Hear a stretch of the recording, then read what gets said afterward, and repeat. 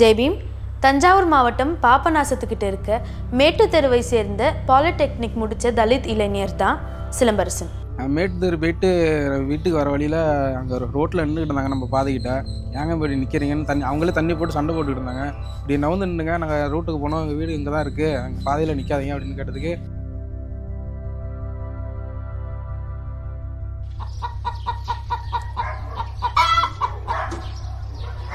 தீபாவளி அன்னைக்கு அவர் பைக்கில் தன்னோட ஊருக்கு திரும்பி வந்துட்டு இருக்க போது அதே ஊரை சேர்ந்த வேற்று சாதி இளைஞர்கள் குடிபோதையில் சாலையை மறைச்சிட்டு நின்றுட்டு இருந்திருக்காங்க.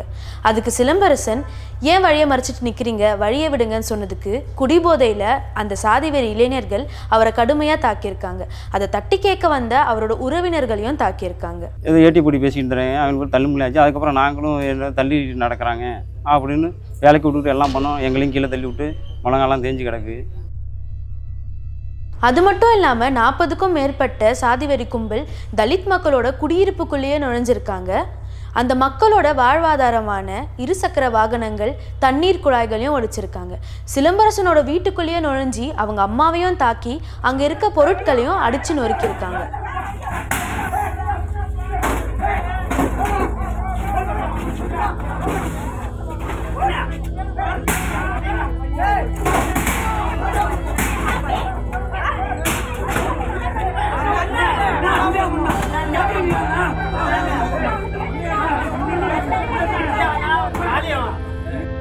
காவல்துறை SC/ST வன்கொடுமை வழக்கு பதிவு பண்ணியிருக்காங்க.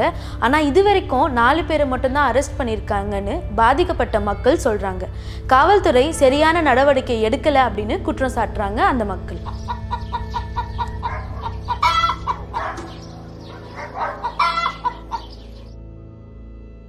என் பேர் சிலம்பரசன். மேட்டு தெரு போயிட்டு வீட்டுக்கு வர வழியில் அங்கே ரோட்டில் நின்றுக்கிட்டு இருந்தாங்க. நம்ம பாதைக்கிட்ட ஏங்க போய் நிற்கிறீங்கன்னு அவங்களே தண்ணி போட்டு சண்டை போட்டுக்கிட்டு இருந்தாங்க.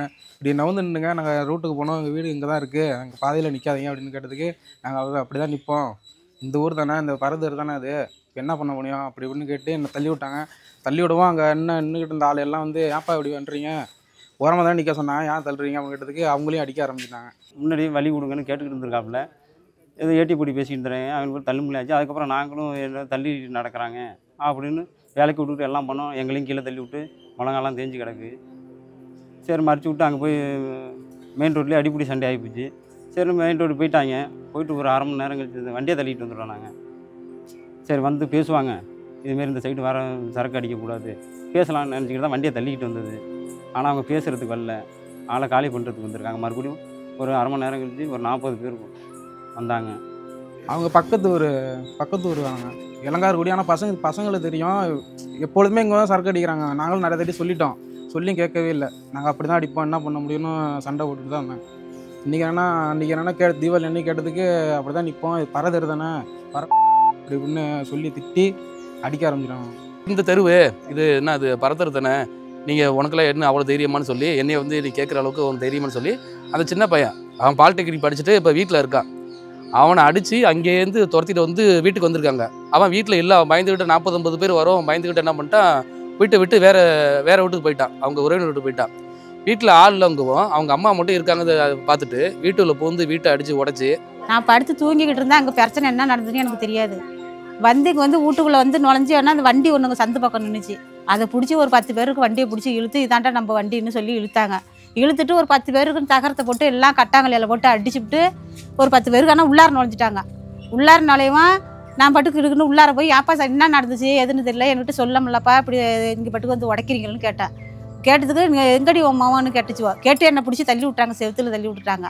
செவுத்தில் விட்டு டிவி 2 டிவி, ஃபேனுக்கு டேபிள் 2 எல்லாத்தையும் கண்ணாடி எல்லாத்தையும் அடித்து கொண்டு வந்து போட்டுட்டு வண்டி அங்கே 2 வண்டி நிப்பாட்டி இருந்துச்சு. அதையும் உடச்சி நிறைய விட்டு இங்கே ஒரு வண்டி நிப்பாட்டி இருந்தது. கம்பியால் குத்தி இழுத்து அங்கே ஆற்றுக்கு இழுத்துட்டு போயிட்டாங்க. நெருப்பு பட்டி எடுங்கடா கொளுத்தி விடுனதுவா. நெருப்பு பட்டி கிடைக்கலன்னா உடனே ஆற்றுக்கு எடுத்துகிட்டு போயிடுச்சுவா. ஆற்றுல இழுத்து கொண்டு போட்டுட்டு எல்லாம் தும்முன்னு கிளம்பி அங்கே போயிடுச்சுவா. அந்த மகனைக்கு போய் அது எல்லாம் பசங்க புள்ளியெல்லாம் நின்றுக்கிட்டு இருந்துச்சுவா. இன்றைக்கி அவத்த ஒரு கூட்டி அப்போ தான் விருதாடி வந்த பையன் கூட்டியை நிப்பாட்டிட்டு உள்ளார தான் போனான்.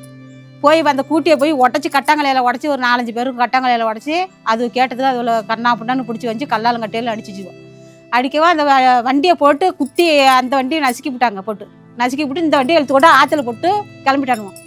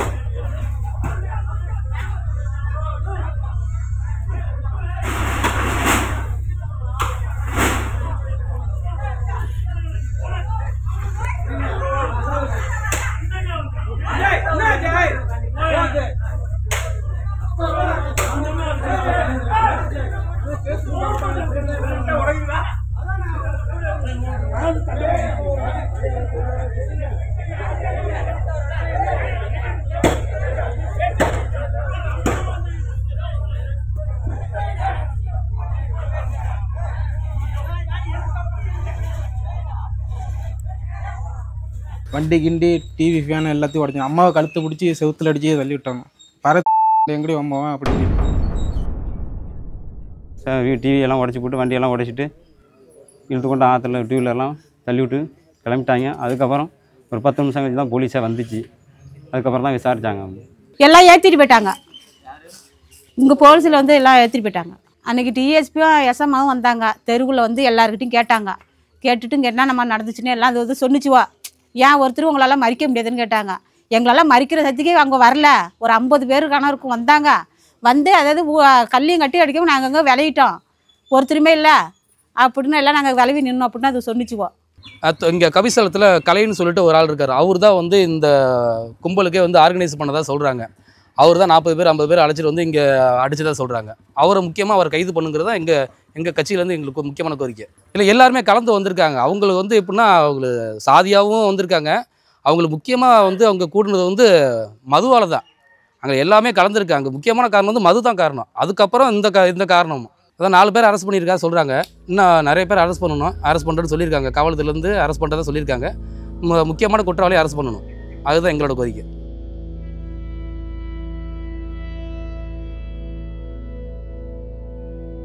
பாதிக்கப்பட்ட பையனை அரெஸ்ட் பண்ணி 2 நாளாக உள்ள வச்சிருக்காங்க. அந்த அம்மா ஹாஸ்பிட்டலில் இல்லாமல் என் பையனை நான் பார்த்தே ஆகணும்னு சொல்லி ஜெயிக்க வச்சு ஸ்டேஷனுக்கு வராங்க. அந்த பையனை கூட அந்த அம்மா நான் என் பையனை பார்க்கணுங்க. அவங்க என்ன சொல்கிறாங்க, நீங்கள் இருங்கம்மா உங்கள் பையனை பார்த்தனா உங்கள் பையனை எதுவும் செய்யலாங்க. நாங்கள் திரும்பி நாங்கள் போய் கேட்குறோம்.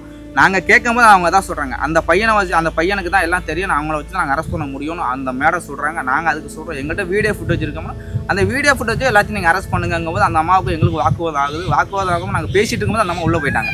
அரசியல் பின் முன்பு இதில் சம்மந்தப்பட்டிருக்கு. இப்போ எந்த குற்றம் நடந்தாலும் அதுக்கு முன்னாடி ஒரு கம்யூனிட்டி இருக்குது, அதுக்கு முன்னாடி ஒரு அரசியல் இருக்கும்ல, அதுலேயும் இதுலேயும் இருக்குது. நீங்கள் தான் எங்கள்கிட்ட பேச, நீங்கள் டிஎஸ்பி ஆஃபீஸில் பேசுங்க, பிசிஆர் வரைக்கும் டிஎஸ்பி ஆஃபீஸ் தான் பார்க்குறாங்க, நீங்கள் எதாவது அங்கே பேசுங்கன்னு சொல்லி கதவை பூட்டின கதை திரும்பி டப்புன்னு அடிச்சுட்டு உள்ளே போயிட்டாங்க. திரும்பி நாங்கள் டிஎஸ்பி ஆஃபீஸ்க்கு பாபநாசம் போகிறோம். டிஎஸ்பி இல்லை, டிஎஸ்பி கமிஷனர் ஸ்டேஷனுக்கு வந்துட்டாங்க. அதுக்கும் கமிஷனர் ஸ்டேஷனில் டிஎஸ்பி பேசும்போது அந்த சார் என்ன சொல்கிறாங்க, நாங்கள் விட சொல்லிடுறோம் அப்படின்னு சொல்லி டிஎஸ்பி போனக்கப்புறம் கிட்டத்தட்ட ஒரு 10-11 மணிக்கு மேலே அந்த பையனை ரிலீஸ் பண்ணுறாங்க. இப்போ வந்து தகவல் இருக்குது, இன்ன வரையும் இந்த சேரி மக்கள் இவ்வளோ பிரச்சனை, ஒரு 60-70 பேர் பிரச்சனை பண்ணியிருக்காங்க. இன்ன வரையும் ஒரு தாசில்தார் ஒரு விஓ வந்து இன்ன வரையும் யாரும் பார்க்கல.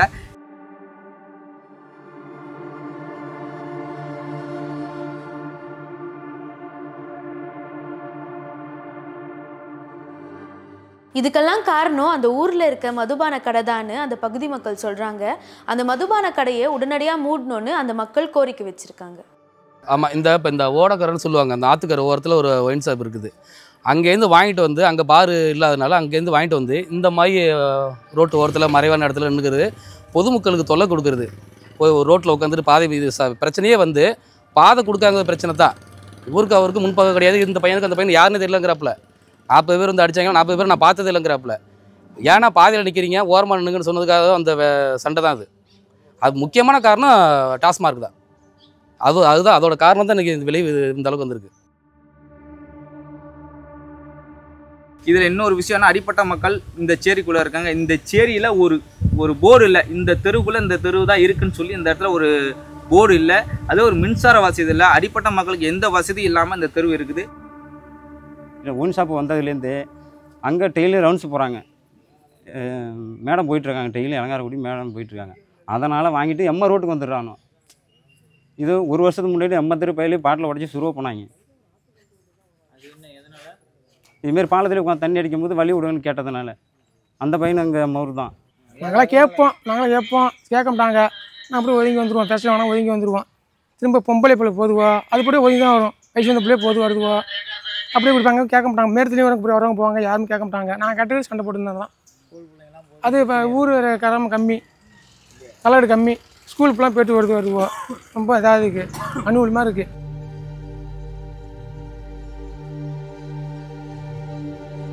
என்ன ஒரு பிரச்சனைனா இந்த பம்பு கிடையாது, ஒரே ஒரு பம்பு தான். அது அன்னைக்கும் உடச்சிட்டு போயிட்டாங்க. தெரு பம்பு லைட்டு இந்த கரையிலேருந்து போனீங்கன்னா ஒரு 6 மணிக்கு மேலே வந்து பார்த்தீங்கன்னா ஒரு தேள் வந்தால் கூட தெரியாது, லைட்டே எரியாது. லைட்டு எங்கேயுமே எரியாது. போனால் நாங்கள் வண்டி போகிறோம், அந்த லைட்டு தான் எங்களுக்கு. சல்லு சைட்டு இது போகல தான். பாதையும் பாருங்க, பாம்பு வந்தாலும் கிடையாது. பார்த்தீங்களா எப்படி கிடக்கு பாருங்க காடு. தெருமுள்ள போர்டு வேணும் எங்களுக்கு. இந்த போலீஸ் அனுமதி போர்டு வேணும். யாருமே வந்து குடிக்க கூடாது, போகக்கூடாது. அதுனா உடனடியாக அரசாங்கம் இந்த கோரிக்கையை எடுத்து இந்த தெருவுக்கு இன்னுமேலுக்கு எந்த ஒரு பாதிப்பும் இல்லாமல் இருக்கணும்னு கேட்டுக்கொள்ளும். அதேமாரி இந்த டாஸ்மார்க்கை தயவுசெய்து இந்த டாஸ்மார்க்கு சேரி மக்கள் பக்கத்தில் தான் இருக்குது. இந்த சேரி மக்கள் இருக்கிற பக்கத்தில் நிறையா சம்பவம் நடக்குது. நிறையா இந்த மண்ணிக்கரையில் போகிற பாதையில் ஆடு திருடு போகுது, வண்டி திருடு போகுது, நிறையா விஷயம் நடக்குது. நிறையா ஃபுட்டேஜ் சேஸில் இருக்குது. தயவுசெய்து இந்த ஒயின் ஷாப் டாஸ்மார்க்கு எடுக்குமாறு கேட்டுக்கொள்கிறோம் அரசாங்கத்துக்கு. அப்படின்னா காவல்துறை அரசாங்கமும் வந்து விரைந்து நடவடிக்கை எடுக்கணும். இந்த பகுதியில் உள்ள டாஸ்மார்க்கு முதல்ல எடுக்கணும். அன்னைக்கு அவங்க செஞ்சுட்டு போனாங்களா, அவங்க என்ன செய்கிறாங்க? வந்து டிஎஸ்பி எல்லாம் வந்து நின்றுட்டு எல்லாம் வீடியோ எடுத்துக்கிட்டு சொன்னாங்க, யார் வந்தாலும் எதுவும் நீங்கள் பேசக்கூடாது, போகக்கூடாது. வருவாங்க தான், வந்து உங்களை கேள்வி கேட்பாங்க தான். நீங்கள் யாருக்கிட்டையும் எந்த பதிலும் சொல்லக்கூடாது. நாங்கள் என்ன சேதம் அனுச்சோ அதுக்கு உள்ளதை நாங்கள் கலெக்டர் ஆஃபீஸில் பேசி இன்னும் பிடிக்க வேண்டியது இன்னும் பாதி பேர் இருக்குது.